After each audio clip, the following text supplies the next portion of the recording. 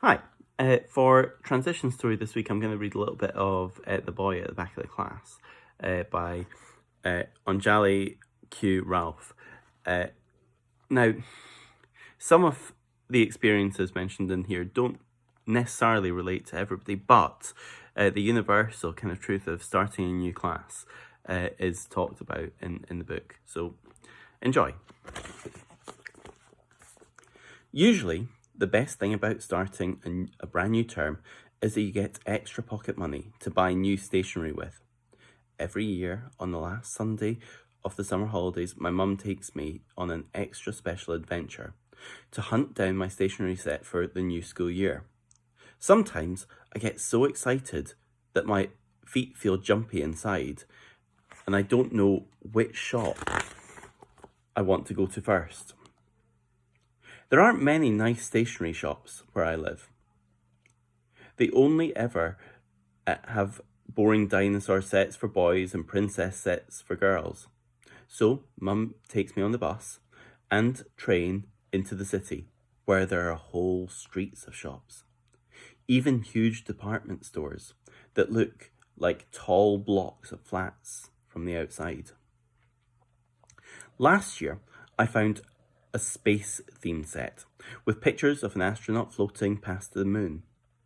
It was on sale too, so I bought a pencil case, a math set, rubbers, and a long ruler.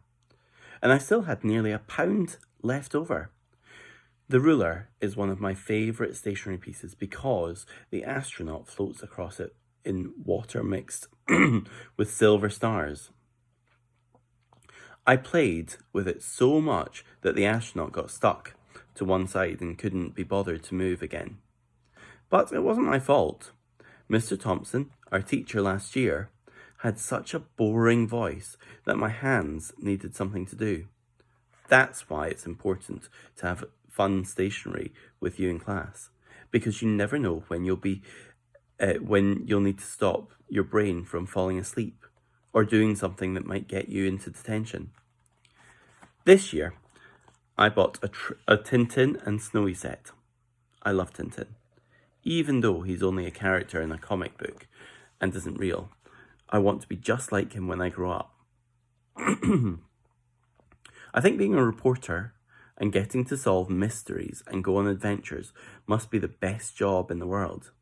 My mum and dad used to buy me a brand new Tintin comic book for my birthdays, and Mum saves all the comics her library are about to throw away because they're too old or ripped and give them to me.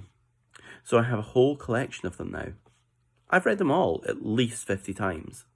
But I'll have to think of another pet to travel.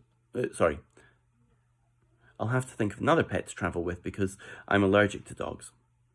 I don't think cats or hamsters or even trained mice could be half as useful as Tintin's dog Snowy. And even though I've thought about it for at least a year now, I still haven't come up with anything. Because the Tintin stationery set was a lot more expensive than the astronaut one, and wasn't on sale, I could only buy a small pencil case, a small ruler, and 2 rubbers. I had to think about it for a very long time, but in the end I decided spending all my pocket money in one go was worth it. Not just because everything had Tintin on it, but because if you press a button on the pencil case, Snowy barks, and Captain Haddock's voice cries out, "Blistering barnacles!" I've already been told off for pressing it in the middle of maths class this year. But if you can't press a barking dog button in maths, then I don't see the point of it. I don't like maths. Simple maths is fine, but this year we're learning about long division and square numbers and all sorts of things that my brain doesn't like doing. Sometimes I ask for help, but it's embarrassing putting your hand up too many times to ask the same question. I'm lucky because Tom and Josie and Michael always help me with things I get stuck with. They are my best friends, and we do everything together. What I like about that passage is that talks about the kind of anxieties that people feel about going into a new class, the excitement as well, getting everything ready. And I'm sure that come the beginning of next term, a lot of you will be feeling the same, that you'll be getting pencils to go in your pencil case, and that you'll be excited about who your new teacher is. But also, we've all got anxieties about the things that we enjoy or that we find challenging.